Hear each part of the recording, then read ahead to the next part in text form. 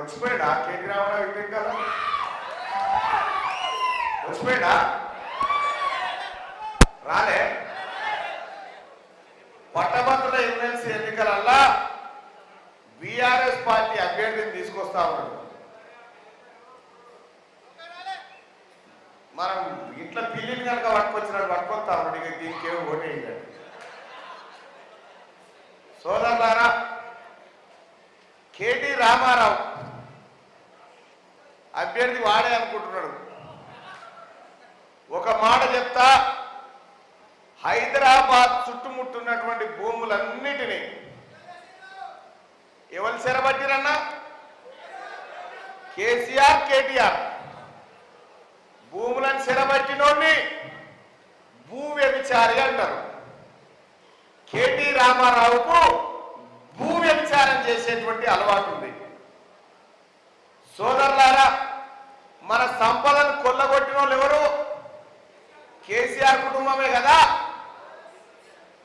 మన పేద బిడ్డల జీవితాలతో ఆడుకొని 317 అలాగే 46 జీవోలు తీసుకొచ్చినటువంటి దుర్మార్గుడు ఎవడు?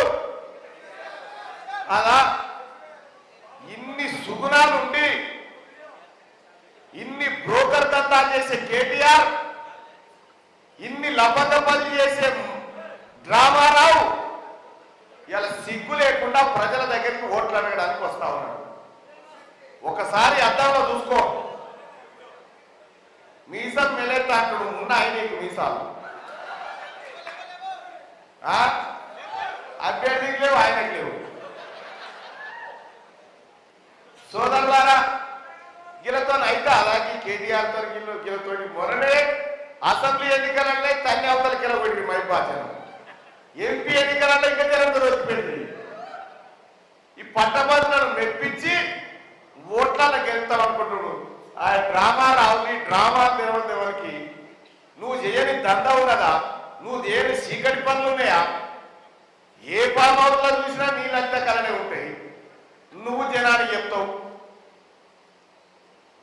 ఒక మాట చెప్పు, జరా ఎక్కువ తక్కువ మాట్లాడుతుంది కాబట్టి మనం ఈ లాంగ్వేజ్ లోనే సమాధానం చెప్పాల్సి ఉంటుంది. అవునా కాదా?